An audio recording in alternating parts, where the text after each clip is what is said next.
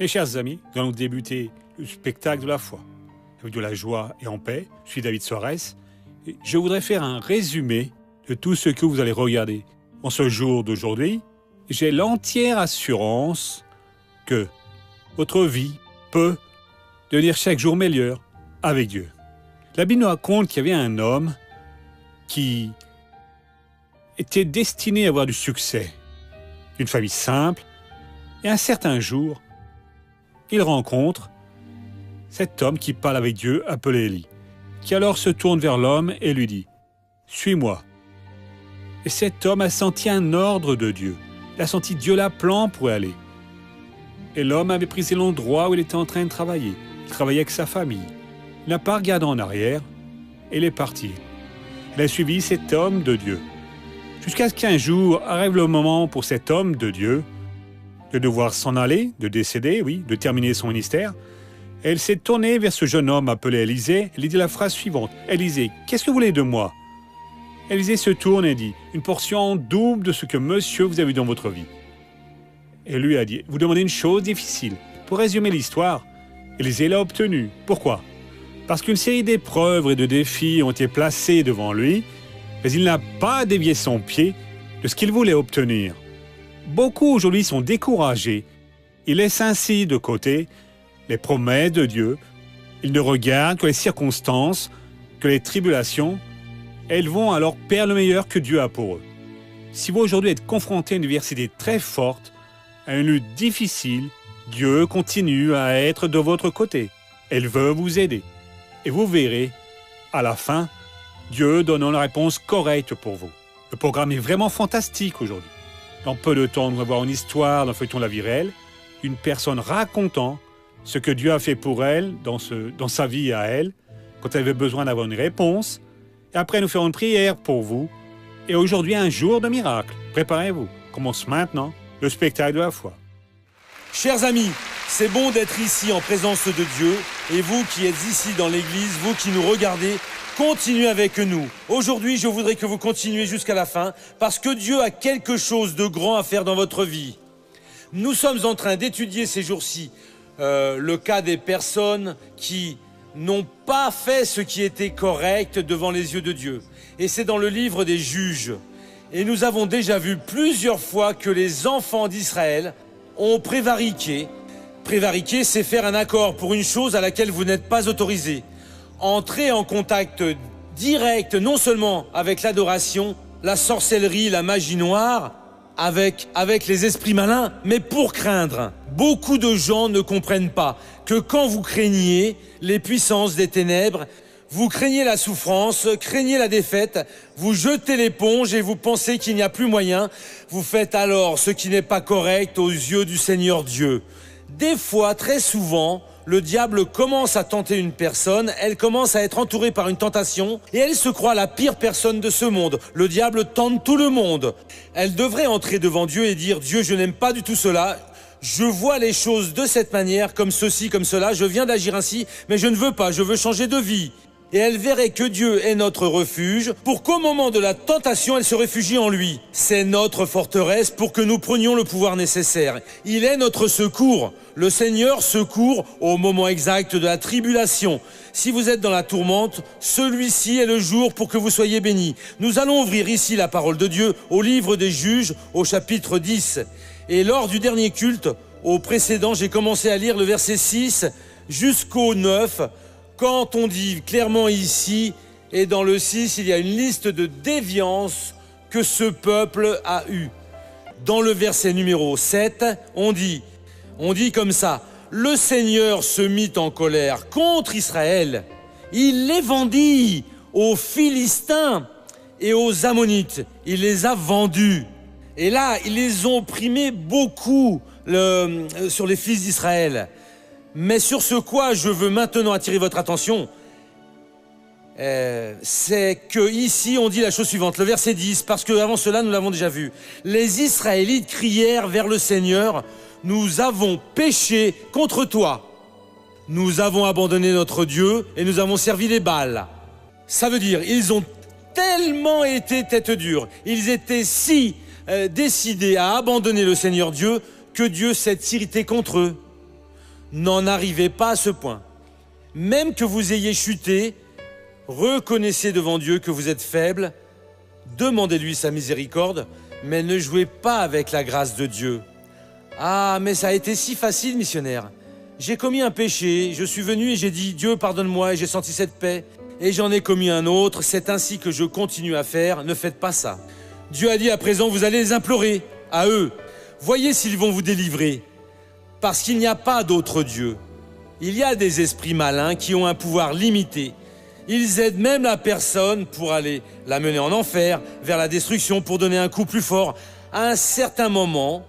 Mais même quand ils aident, ils font des méchancetés. Le Seigneur Dieu ne fait pas de méchanceté à personne. Et de plus, il délivre complètement. Mais Dieu a été contrarié.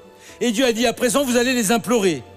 Mais vous m'avez abandonné et vous avez servi d'autres dieux. C'est pourquoi je ne vous sauverai plus. Allez, criez vers les dieux que vous avez choisis, qui vous sauvent au temps de votre détresse. Le 15 à présent, les Israélites dirent au Seigneur, nous avons péché. Traite-nous comme il te plaira. Seulement, s'il te plaît, délivre-nous en ce jour. Ils supprimèrent de leur sein des dieux étrangers et se mirent à servir le Seigneur qui fut touché par l'oppression d'Israël. Ici, ça prouve que Dieu est sentimental. Il a des sentiments, même en étant irrité de leur stupidité quand ils ont imploré. Et ils n'ont pas juste imploré, mais ils ont ôté les dieux étrangers de leur cœur. Le Seigneur Dieu a alors été angoissé à cause d'eux. Comprenez une chose, vous tombez pour toutes sortes de transgressions. Vous dites, Seigneur Dieu, pardonne-moi. Mais si vous ne tirez pas le Dieu étranger de votre cœur, le Dieu qui ne devrait pas être là, ce démon de la tentation, qu'est-ce qui va se produire pour vous? Vous allez souffrir et vous souffrirez beaucoup. Il est question que vous regardiez vers la parole de Dieu. Pourquoi? Parce qu'ils ont retiré les dieux étrangers. Si vous n'ôtez pas ce Dieu étranger, il va vous prendre à nouveau. Dans la Bible, dans Jean 1, le verset 1,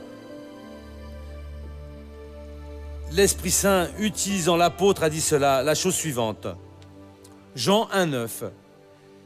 Si nous reconnaissons nos péchés, il est juste et digne de confiance, il nous pardonnera nos péchés et nous purifiera de toute injustice. Et donc Dieu non seulement va pardonner votre transgression, mais il va vous purifier de toute injustice qu'il y a dans votre cœur. Ce sont deux étapes. Ils ont confessé et ils ont fait plus. On va ôter cela de notre cœur. Et des fois, c'est difficile, mes amis. Le citoyen qui est dépendant aux drogues, il est presque mourant, il s'améliore un peu et il retourne aux drogues. Celui qui est obsédé par la pornographie, au moment de la tentation, il dit « Dieu, je ne veux plus cela, pardonne-moi ». Mais après, cette force maligne le fait revenir à la pornographie et à toutes sortes de péchés. Ce que vous avez besoin de faire, Dieu, je ne veux pas juste le pardon, je veux une purification. Je veux que le Seigneur arrache de moi ce qui me fait pécher et qui me fera pécher à nouveau si je ne me repens pas, si je ne me purifie pas. Et Dieu arrachera complètement, Dieu effacera de vous toute trace de méchanceté. Mais il vous faut prendre cette position. Ils ont été sages. Mais les Israélites dirent au Seigneur, nous avons péché, traite-nous comme il te plaira. Ils ont eu beaucoup de sagesse. Avec cette déclaration ici seulement, s'il te plaît, délivre-nous en ce jour. Parce qu'ils ont fait ce qui était mal aux yeux de Dieu. Faites attention. Ils ont péché, étant conscients que Dieu ne voulait pas cela. À présent, ils ont dit ceci à Dieu, fais seulement ce qui semble bon à tes yeux, car tes yeux sont purs. Tes yeux n'ont pas de méchanceté. Nous avons péché parce que nous faisions ce qui semblait mal. Seigneur, fais ce qui te semble bien. Voyez quelle formidable sagesse. Traite-nous comme il te plaira. Parce qu'en Dieu, on ne voit pas le mal. Une parole comme ça, dite au moment propice, devient le pardon, elle permet l'action de Dieu. C'est comme pour ce centurion qui a donné le frisson à Jésus et lui a dit que jamais en Israël il n'a rencontré une foi comme celle-là. Et eux ici, ils ont fait une prière exactement dans la condamnation de Dieu. Parce qu'alors ils étaient condamnés, parce qu'ils avaient fait ce qui était mal devant les yeux de Dieu. Dieu ne voulait pas qu'ils fassent de méchanceté. Et maintenant ils disent qu'ils font seulement ce qui semble bien à ses yeux. Et Dieu ne pouvait leur faire de mal, il ne pouvait les abandonner plus. Ils supprimèrent de leur sein les dieux étrangers ou étranges et se mirent à servir le Seigneur. Le Seigneur qui fut touché par l'oppression d'Israël. Et Dieu a complètement changé la situation. Et Dieu vous a fait venir pour changer votre vie. Amen. Allons au feuilleton de la vie réelle.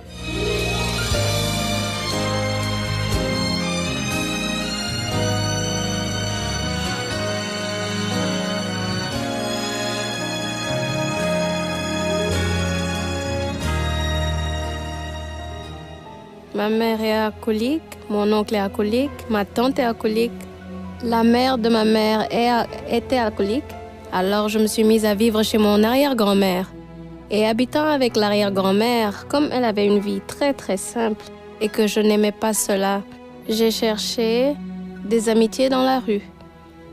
Et avec ces amitiés, j'ai appris à prendre la drogue. J'ai commencé avec le cannabis, puis la cocaïne, puis je suis passée à la boisson. Et après, j'ai sniffé les terres.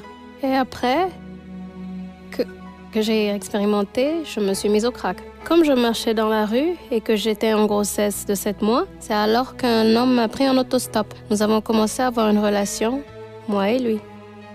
Et lui achetait de la drogue par mois et il me donnait de l'argent pour que je sorte. Nous sortions souvent pour prendre des bières ensemble. Nous étions du monde.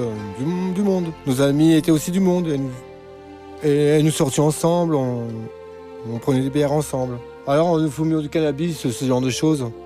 Et ça se termine toujours en venant ici à la maison aussi. On faisait un barbecue en fin de semaine. Mon arrière-grand-mère est tombée malade, celle avec qui j'habitais est tombée malade et décédée. Mais je ne savais plus aller. Et je suis restée sans foyer, je suis restée sans rien. Je suis allée vivre chez lui. Habitant dans sa maison, comme je sortais.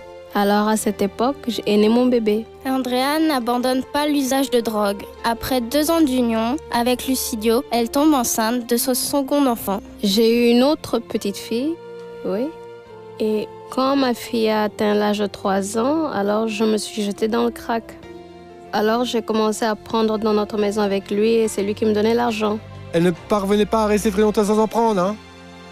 Et alors, elle devenait agressive.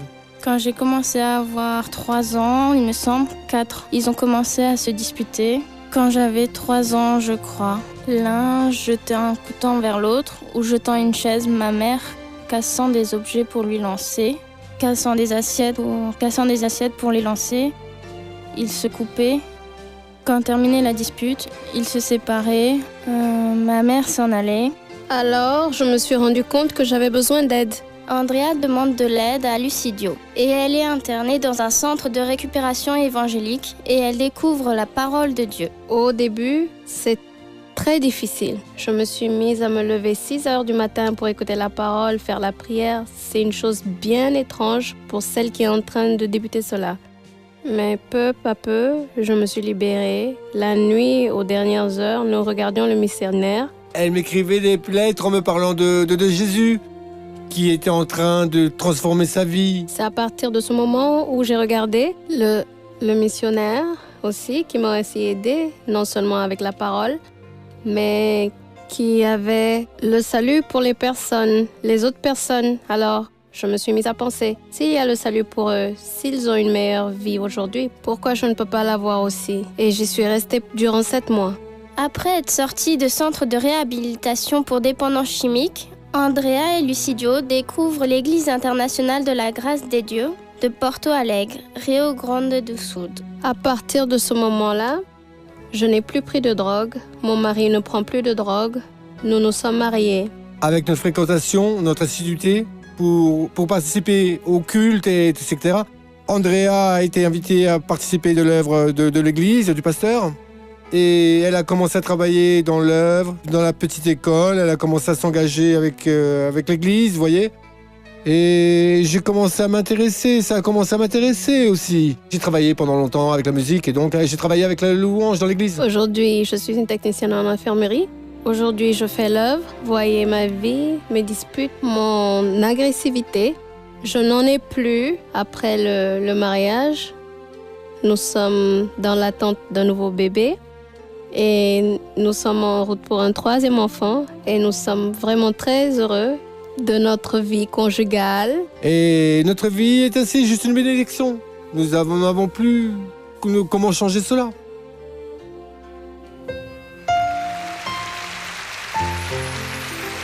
Voyez, ce travail que Dieu fait nous donne de grands frissons. Ces vies sont en plein changement, elles vont nous transformer. Voyez, ne laissez pas Dieu être en colère contre vous. Ouvrez votre cœur et dites « Seigneur, je ne veux pas de cette vie de péché. » Vous qui avez suivi une vie de péché, je veux une vie bien différente, je veux avoir une vie digne. Et prenez Dieu par le pied. Si je pratique le mal à tes yeux, fais avec moi ce qui semble bien à tes yeux. S'il est amour, il ne fera que le bien. Je ne sais si vous avez pris cette formule ici, c'est pour que vous parliez avec Dieu, Seigneur. Je veux que vous fassiez avec moi ce qui semble bien à vos yeux. C'est fini. Vous avez gagné le plus grand prix de Dieu ici parce que Dieu n'est pas mauvais, il ne voit rien de mal, il n'a aucun sentiment mauvais, malin, et il va vous bénir au nom de Jésus. Et vous qui venez espérant une prière pour le pied, restez debout ici parce que je vais aussi prier pour le pied, parce que ça a touché mon cœur pour que je prie, pour que Dieu guérisse le pied, d'accord ? Et après, je prie pour tous les autres cas. Fermez vos yeux à présent, croyez-moi mon frère. Père, au nom de Jésus, je viens maintenant vers toi. En ce moment spécial, Dieu, parce que cette parole a été très belle, ils ont fait ce qui était mauvais à tes yeux, et ils en ont souffert. Souffrant avec ton abandon, Père, le Seigneur a même dit qu'il allait les toucher. Mais l'Esprit Saint leur a enseigné à prier, et ils ont demandé que le Seigneur fasse ce qui était bien à ses yeux. Et ces yeux qui ne sont qu'amour, compassion, pardon, miséricorde, l'aide, le secours. Oh mon Père, il a opéré dans leur vie aujourd'hui et ils ont eu beaucoup de succès. Ils ont eu beaucoup de succès. À présent, Dieu, ce peuple qui souffre pour respirer, de l'asthme, de bronchite, d'allergies respiratoires, d'autres maux dont je ne sais lesquels ce sont. Et certains ont mal aux pieds. Mon Père, descends maintenant avec ton pouvoir et touche ces personnes, guérissant, ô Dieu, complètement, libérant ces personnes. Je vais utiliser l'autorité que tu m'as concédée et je vais ordonner à ce mal de partir, cela pour ta gloire. Au nom de Jésus, j'amarre toute action de l'enfer, j'attache tous ces esprits qui agissent dans la respiration, qui alors la rendent haletante, courte, et qui font avoir toutes sortes de maladies allergiques, bronchite, asthme, et quoi que ce soit d'autre. J'exige maintenant que vous sortiez de ces poumons, de ces bronches, sortez du système respiratoire, et vous qui avez placé ce mal dans ce pied, ou n'importe quel autre mal, sortez aussi de cette personne maintenant. Je l'ordonne, je l'exige, allez-vous-en, au nom de Jésus. Nous allons maintenant à la première question. Missionnaire, je dois poser une question à vous, monsieur. Par le biais du rêve, Satan peut-il m'enlever les ma paix ? Du rêve, du désir, de la menace directe ou indirecte, dès lors que vous croyez en lui, je préfère croire en Jésus. Jésus a dit ainsi, « Je vous laisse la paix, ma paix, je vous la donne. » Et la paix que Jésus nous a donnée après, il a ajouté que personne ne pourra l'ôter de vous. Pour moi, on ne va jamais me l'ôter. Ça peut être par le biais d'un rêve ou d'un désir, parce qu'il est bien réprimandé, il est enchaîné, et c'est lui qui va aller en enfer parce que je suis ferme avec Jésus pour pouvoir aller au ciel. Allons ouvrir son cœur maintenant.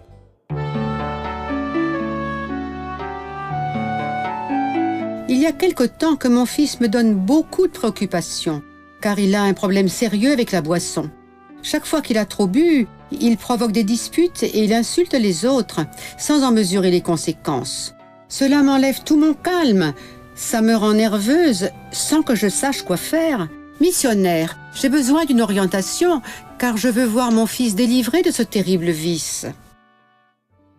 Oh ma chère sœur, nous avons déjà tout donné ici dans le spectacle de la foi, y compris cette jeune fille. Je regardais ceci, une jolie famille. Elle vivait dans la rue avec toute la famille, avec ce problème de boisson, et puis de drogue. Après, Jésus l'a libérée complètement. Et Jésus vous libère aussi. Et votre fils, il libère qui que ce soit. Donc vous pouvez et devez rechercher le Seigneur Dieu. Mais la Bible déclare, vous me recherchez et vous me trouverez. Quand Seigneur ? Quand vous me rechercherez de votre cœur tout entier. La personne qui ne recherche pas Dieu véritablement, elle perd son temps. Ah, j'ai un grand problème ici, je suis en prière. Non, j'attends pour prier. Mais tu es en retard. Vous allez prier, mes amis. Vous allez parler avec Dieu, parce que l'esprit humain, l'esprit, pas seulement l'humain, non, il ne supporte pas beaucoup d'être perturbé. Vous le savez bien. Jésus a enseigné la parabole du juge inique, où la femme toute la journée demandait « Excellence, faites-moi bien la justice !» Et un jour, plus furieux, « Oh mon Dieu, je ne crains pas Dieu, je ne respecte pas l'homme, et cette femme ici est en train de m'importuner. » Et Jésus ne m'a pas enseigné cela en vain.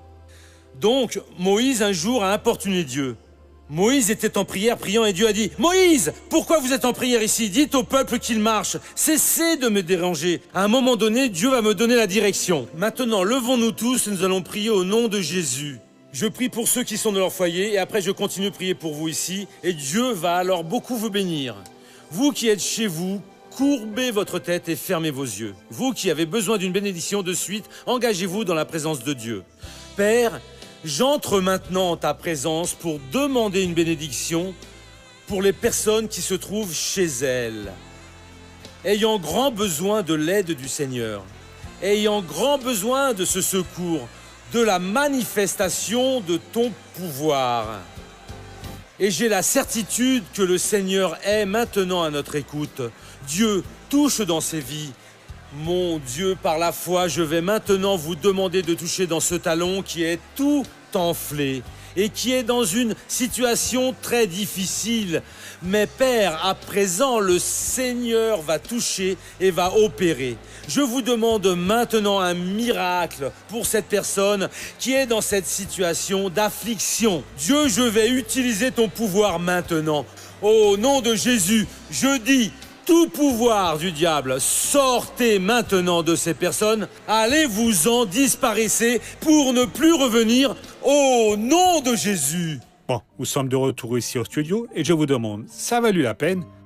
Pour moi, ça a été utile de parler de la parole de Dieu et d'écouter ce que Dieu dit, qui nous relève toujours.